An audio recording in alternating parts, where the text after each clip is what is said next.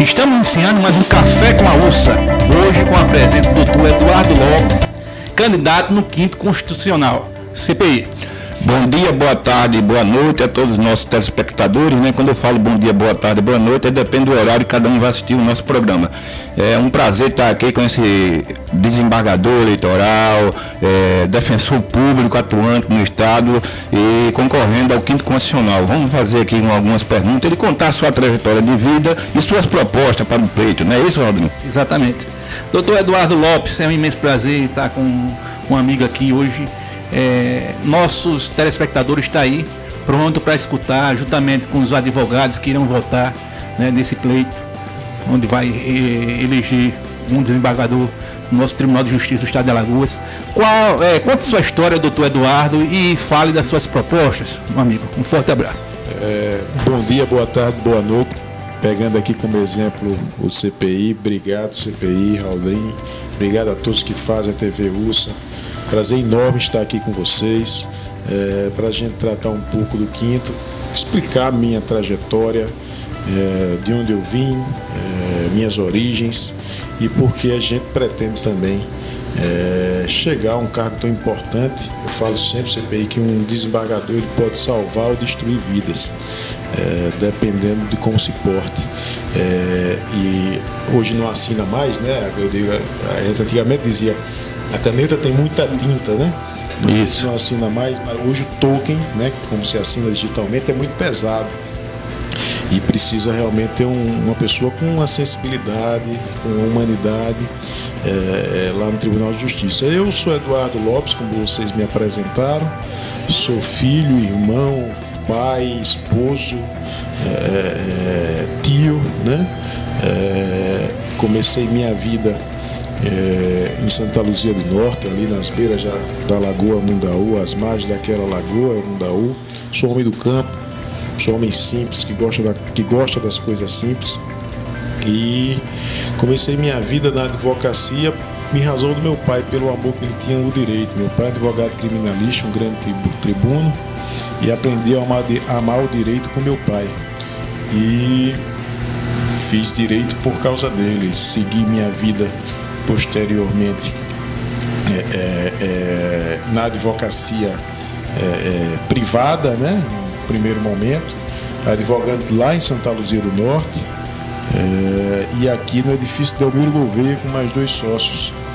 E quando estava ainda na advocacia privada, fui chamado para ser assessor do Tribunal de Justiça do Estado de Alagoas. Fui assessor no Tribunal de Justiça do Estado de Alagoas, assessor do ministro Humberto Martins, hoje ministro Humberto Martins. E enquanto assessorava, passei no concurso de defensor público do Estado de Alagoas. E iniciei minha carreira na advocacia pública, especialmente como defensor público, nas comarcas de Capela e Atalaia, minhas queridas Capela e Atalaia.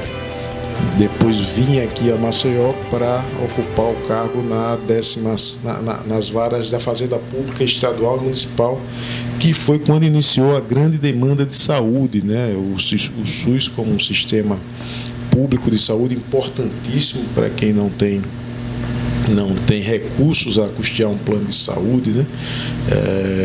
Era muito demandado e muitas vezes negava atendimento. Raulin e CPI, a gente criou na Defensoria um núcleo da saúde que hoje é referência para o Brasil. Com certeza, com certeza. É uma referência para o Brasil de efetividade. Enfim, as pessoas que procuram atendimento no SUS procuram a Defensoria Pública hoje, e foi gestado lá atrás.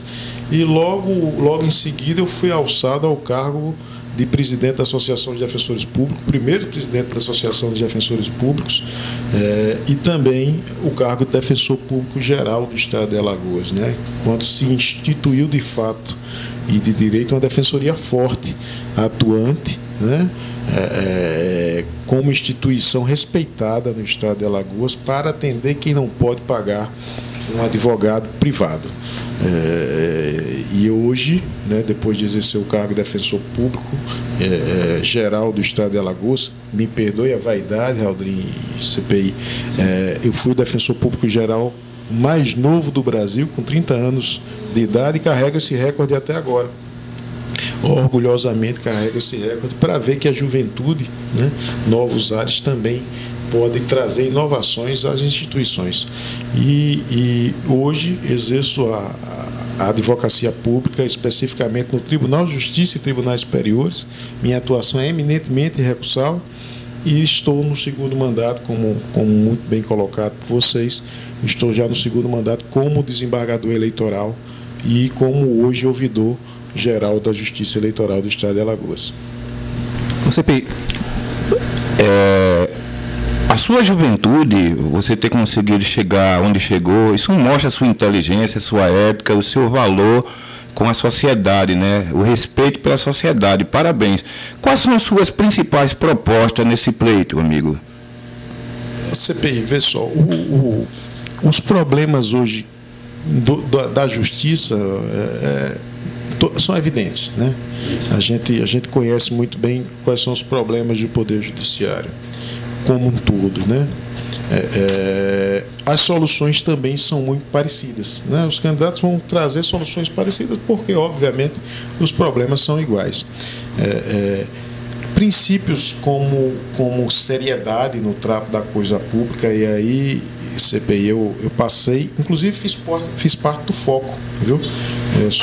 Eu me lembro, eu sou um dos fundadores, o MCC é um dos fundadores do Foco. Um dos fundadores do Foco, isso. Isso. E assim, passei por todos os cargos públicos que ocupei e ainda ocupo um cargo público de relevância. Isso não me envaidece, ao contrário, tem que me deixar mais humano. Passei por esses cargos públicos sem qualquer tipo de sinão ou de celeuma ou de acusação de insinuação acerca do meu nome. Então, seriedade, eu acho que é obrigação, né? A pessoa ser acolhedora, acolher teses, acolher grupos sociais, etnias, enfim, todas as vertentes da sociedade merece e deve ser ouvida, ter espaço no poder público em geral e no poder judiciário em especial. Garantismo, ser uma pessoa garantista, e o garantismo não quer dizer impunidade, não, quer dizer que o Estado democrático de direito deve ser respeitado na sua essência, né? A Constituição e as leis devem ser respeitadas na sua essência, num processo justo, com amplo contraditório, com defesa ampla, com acesso aos recursos e aos meios de impugnação necessários à defesa do cidadão. A gente sabe quanto é caro uma defesa técnica apurada, né? Uma defesa técnica de fato realizada, não para inglês ver. Então, esse garantismo é imprescindível, né? E o garantismo perpassa no respeito às prerrogativas do advogado e da advogada, né? E eu vejo isso como imprescindível ao exercício da profissão, porque meu pai era advogado, minha esposa é advogada. Eu me sustentei, me sustento com os honorários advocatícios, crio meus filhos e me criei com os honorários advocatícios, né?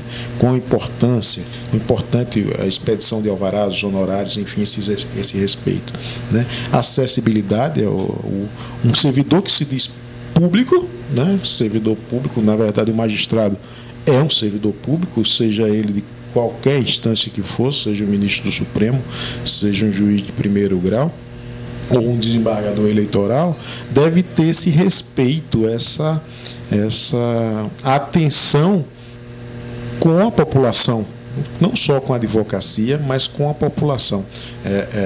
O tribunal ele precisa ouvir mais a população, não que vá ouvi-la para julgar, não é isso que a gente quer, né? Julgamentos populistas são perigosos.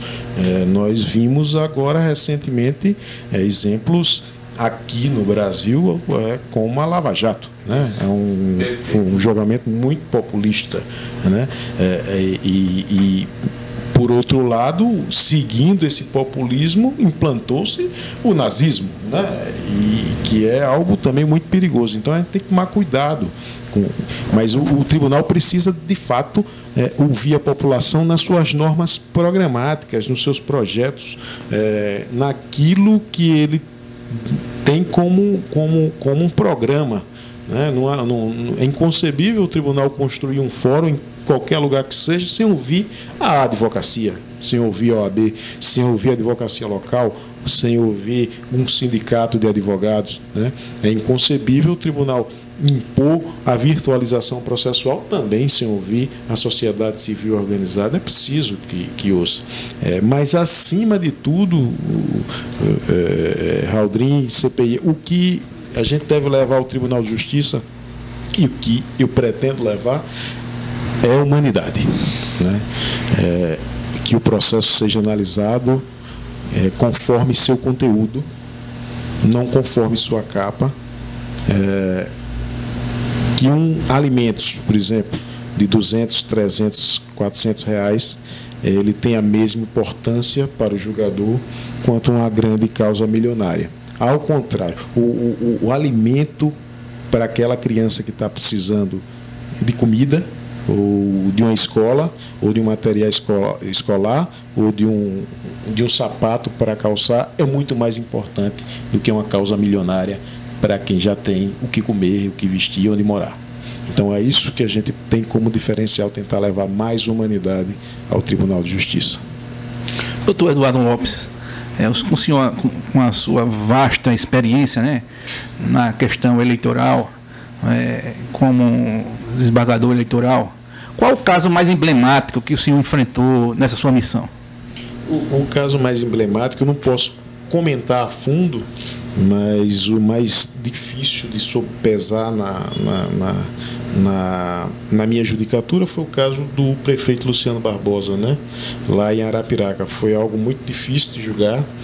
Haviam argumentos muito bons para ambas as partes, né? Os advogados, todos os advogados de escola, advogados renomadíssimos aqui no estado de Alagoas, competentíssimos, com elaboração de teses muito, muito boas. Então, foi o caso mais emblemático que eu julguei, né? Que eu tive a oportunidade, inclusive, de relatar, não só de julgar, mas eu fui relator dessa causa.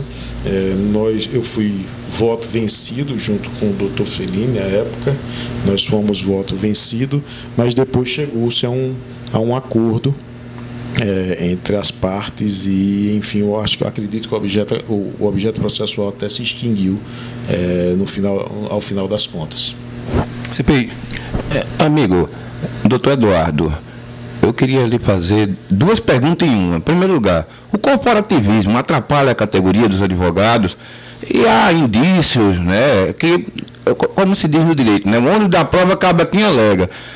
Muitos procuraram o MCCE dizendo que tinha compra de voto nessa eleição do Tribunal de Justiça. O que foi que eu falei?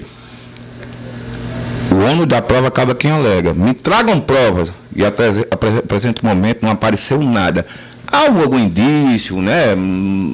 Algum burburinho sobre isso? Não é bom, me perdoe a pergunta, mas é bom a gente, né?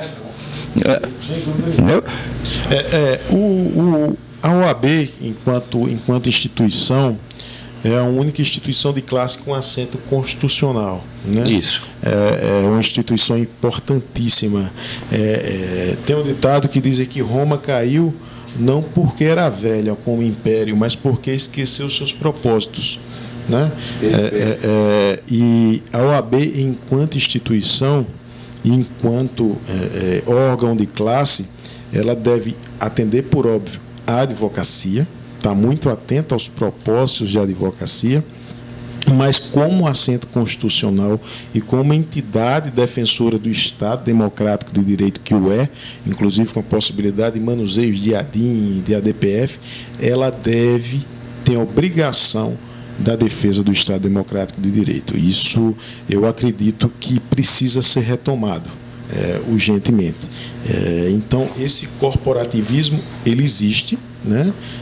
Como espírito de corpo, mas e é importante como espírito de corpo que haja uma defesa da advocacia, não uma defesa intransigente, a defesa pela defesa, mas a defesa com argumentos.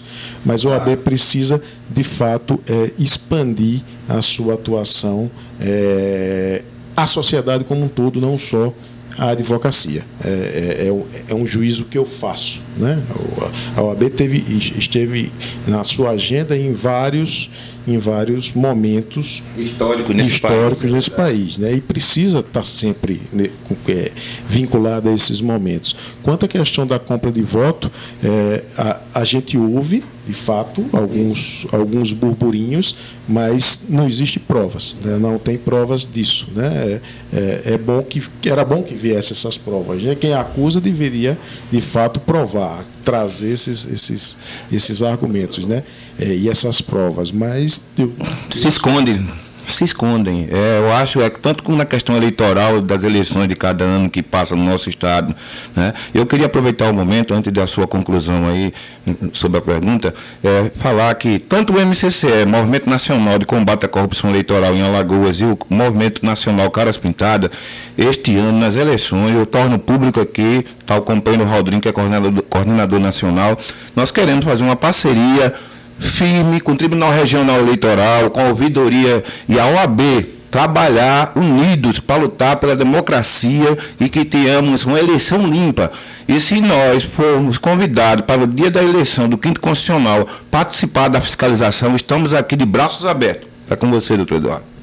É uma excelente ideia, Fernando. As portas do Tribunal Regional Eleitoral, falo por mim enquanto ouvidor e enquanto desembargador, mas também posso falar pela presidência e pela vice-presidência e corregedoria, desembargador Otávio Leão Prachedes e desembargador Washington.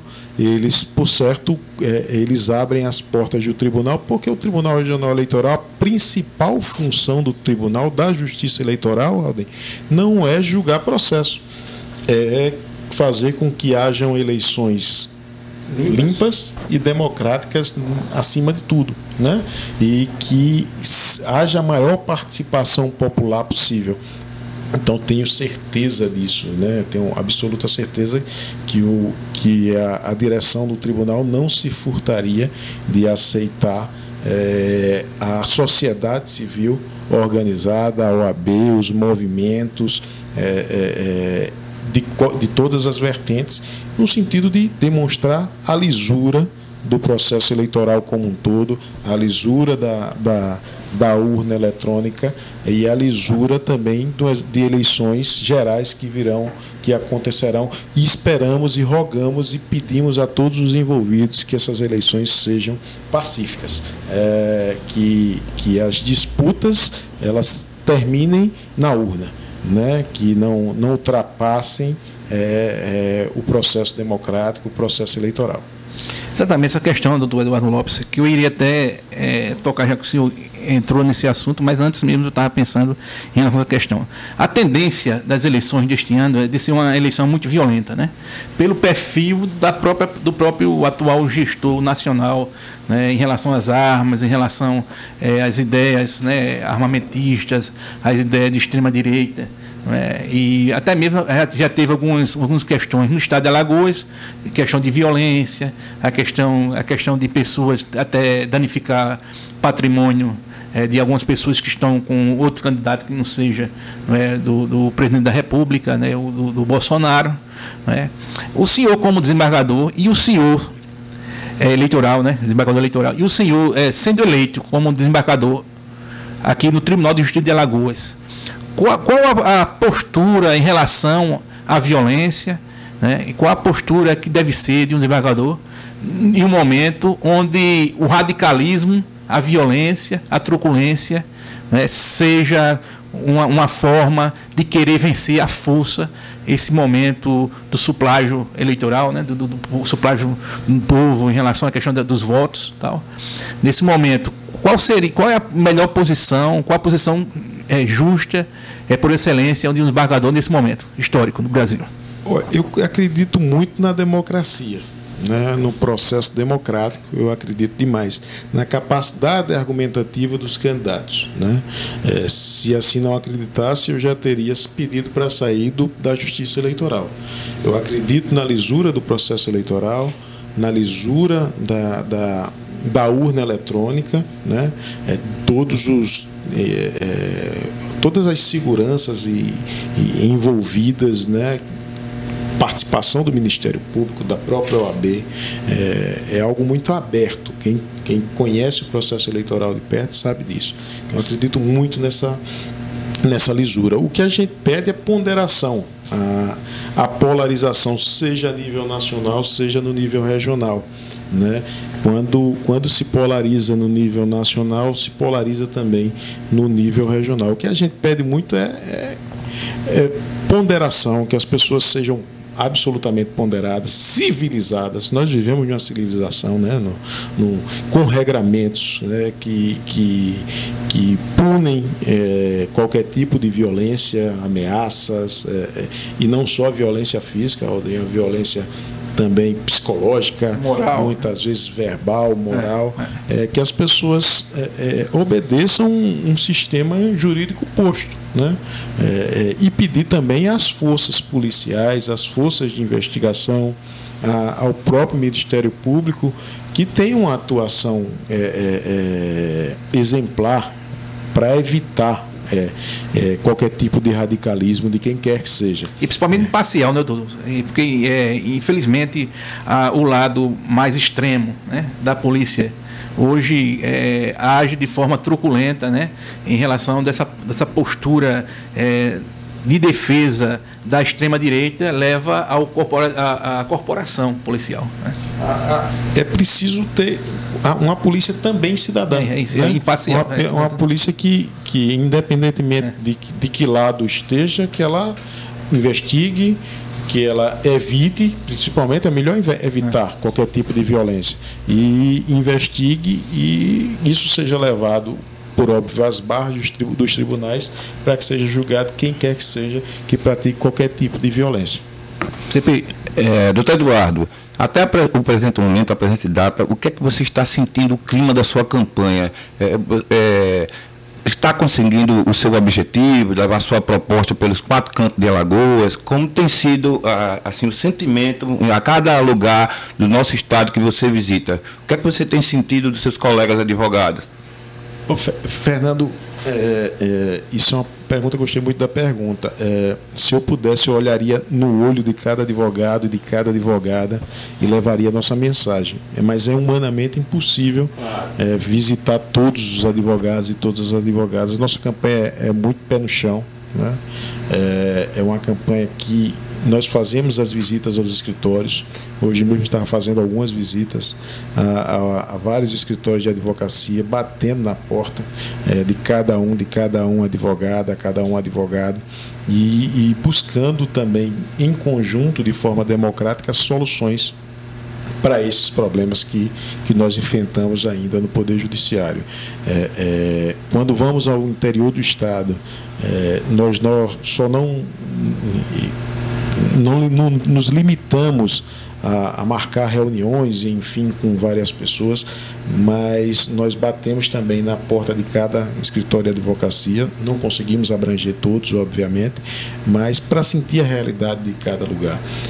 As dificuldades de Delmiro Gouveia, de Piranhas, que, por exemplo, está há alguns anos sem juiz titular, é diferente da realidade de Arapiraca, que é diferente da realidade de Giraldo Ponciano, que é diferente da realidade de Porto Calvo, que é diferente da realidade de Maceió. Então nós precisamos ouvir cada advogado e cada advogada onde eles estejam, nos seus locais de trabalho, pisar na rua e ouvir cada uma. E o sentimento é um sentimento muito bom. A nossa campanha é muito leve, é muito fácil de fazer. Nós não denegrimos ninguém, ao contrário, temos excelentes nomes que concorrem à vaga de desembargador. E é uma campanha muito leve e muito fácil de fazer, é propositiva, de levar realmente algo de bom ao Poder Judiciário, seja na lista sextupla, seja depois se escolhido, que chegue ao Judiciário 6 bons nomes da advocacia, 6 bons nomes de advogados ou advogadas, que nós, eu brinco sempre, vamos dar essa pequena dor de cabeça aos desembargadores para ele poder escolher 3 e depois dar uma dor de cabeça ao governador do estado para ele escolher um ou uma, né? Que a advocacia consiga fazer isso, né? Mas a nossa campanha é uma campanha muito leve, muito boa, muito fácil, muito gostosa de fazer, muito prazerosa, né? Cansativo, de fato é cansativo, demanda tempo, demanda, enfim, energias, mas eu estou gostando bastante, estou muito satisfeito, me permita aqui dizer, e muito bem impressionado com a Jovem Advocacia. A Jovem Advocacia é uma advocacia preparada, né? Muito preparada, mas acima de tudo muito politizada. As pessoas, eu já digo que eu estou meio maduro, né?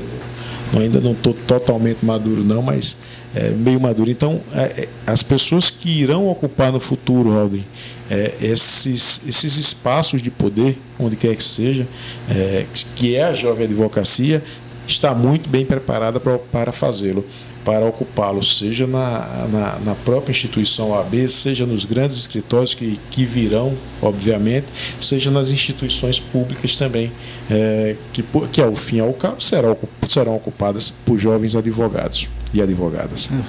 Doutor Eduardo Lopes, para concluir essa nossa entrevista maravilhosa que estamos hoje aqui sobre esse assunto tão fundamental para a democracia e para o poder judiciário local, o que os advogados, o povo de Alagoas, pode esperar do senhor como desembargador sendo eleito, né, e esteja à vontade para as suas considerações finais. Obrigado, eu agradeço mais uma vez a oportunidade de estar aqui ao lado de dois grandes ícones do jornalismo alagoano e da sociedade alagoana. O que pode esperar é que o Eduardo vai permanecer Eduardo. O mesmo Eduardo de lá de Santa Luzia do Norte, ou do centro da cidade, ou de Capela e Atalaia, ou do Tribunal Regional Eleitoral, uma pessoa que gosta de coisas simples, uma pessoa que gosta, que vê felicidade naquilo que é simples. Meu pai me ensinou sempre que o que tem valor não tem preço, né? As coisas que têm valor não têm preço. E isso eu levo como um dogma na minha vida. E pode esperar de mim que eu vou permanecer o mesmo Eduardo, levando ao tribunal a minha personalidade, tentando chegar ali no tribunal e ouvir mais e falar menos, né? Ser uma pessoa equilibrada num tribunal de justiça, não trocar a beca pela toga e mudar a personalidade. Ao contrário, você continuar sendo um servidor público ao serviço da população alagoana, levando humanidade e sensibilidade aos julgamentos que eu vou proferir, obviamente acompanhado de seriedade, acolhimento, garantismo e acessibilidade, que são princípios que reputamos importantíssimos à advocacia como um todo, mas principalmente à sociedade alagoana, seja ela da Ponta Verde, seja ela de Giraldo Ponciano, seja um grande empresário, seja a rendeira de Jequiá, seja o tirador de coco de Coqueiro Seco, de Santa Luzia, ou o pescador de Porto de Pedras. Então, é isso que a gente quer levar ao Poder Judiciário, esse olhar sensível, esse olhar humano a todos, não só a advocacia, mas também a população, que na verdade é a destinatária de um serviço público, que é a prestação jurisdicional. CPI. Eu gostaria de agradecer, né, a presença desse estimado ser humano, ético, um brilhante advogado, defensor público, uma luta sempre pelo garantismo, pela lisura dos pleitos aqui na nossa cidade, né, eleitorais, e dizer a você, advogado ou advogada, olha só, você tem bons nomes aí, né? Tem o doutor Eduardo aqui, tem o irmão do doutor Marcelo Brabo, Daniel Brabo, né? Tem tantos outros, cabe a você escolher. Nomes tem, nome de relevância para a sociedade jurídica do nosso estado. Só depende de vocês. Obrigado por tudo e até outro programa. Com você, Aldrin. Um forte abraço a todos, desejando um feliz dia, noite e tarde. Um forte abraço.